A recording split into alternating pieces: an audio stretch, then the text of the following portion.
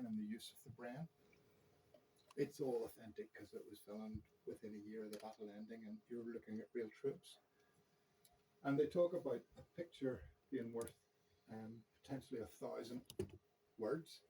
And I just love this little scene here, because myself and David, when we wrote the Theirs Is a Glory book, were faced with a big challenge, which is, who are we actually looking at? Because remember, they didn't want any credits on the film before or after, because they wanted the focus to be on the men that didn't return. So we went through a great archive that had of old newspaper clippings, and what we found was that the men that were in the film were mentioned.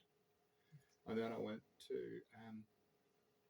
other Arnhem experts, people like Graham Francis, Bob Hilton, and we were able to identify almost all of the 120 men, and we've listed them in the Theirs Is a Glory book.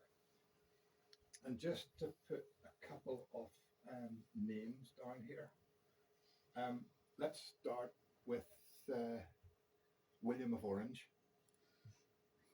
Anybody know who William of Orange was? Carrier pigeon. So it's the detail when you look at just one frame. So on the right hand side, can you see the carrier pigeons in the boxes ready to go?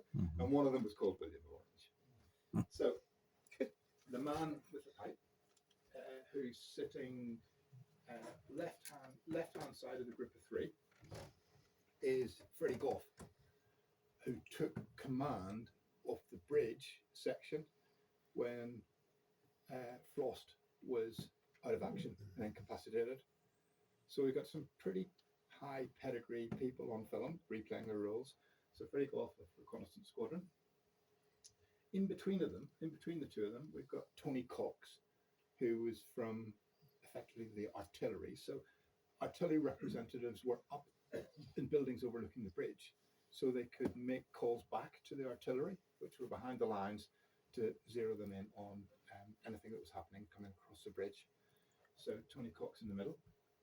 And on the right hand side, we've got a man that married a Portadown girl called Biddy. So William Gell from the Royal Army Service Corps, whose job was to land in horses with their jeeps and their wagons and take supplies to the bridge, and take ammunition and take weapons. And William Gell, as I said, he was taken prisoner of war at the end of the war, and is one of the examples of people that were literally released from being a POW, came back, and they were really keen to make sure that their folk and their friends were remembered. So just this one scene, I think it's just incredible for the detail.